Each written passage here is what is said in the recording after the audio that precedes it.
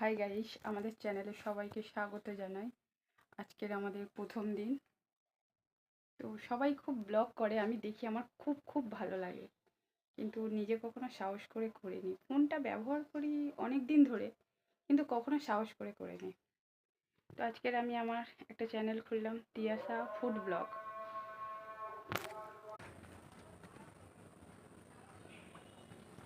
আমি গ্রামে থাকি, আর এই আমার গ্রামের বাড়ির সামনে একটা পুকুর তোমাকে দেখালাম।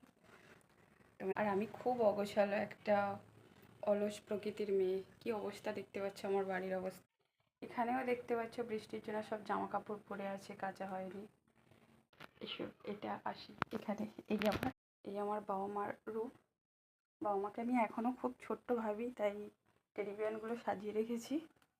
আমার মতো এরকম সিঁড়িতে গিয়ে নোংরা করে রাখো, আমাকে প্লিজ জানিও, ঠিক আছে? মনে হয় কেউ রাখে না। খুব জঘন্য করে রেখেছি আমি, খুব খুব বিচ্ছিরি একটা ব্যাপার করে রেখেছি।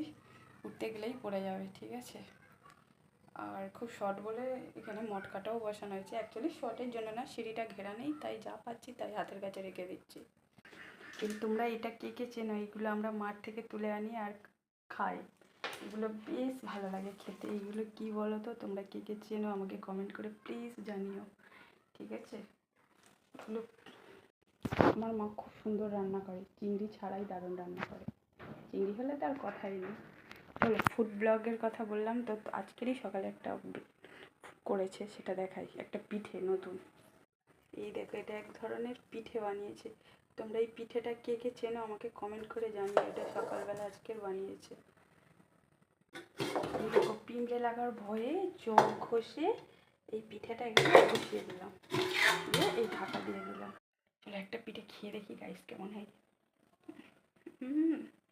ওয়াও, মায়ের রান্নাই খুব টেস্টি। সারাদিন আমি বাড়িতে একা থাকতে থাকতে বোর হয়ে গেছি, তাই মনে হলো একটু ব্লগ করি। তো চলো, করেই ফেললাম।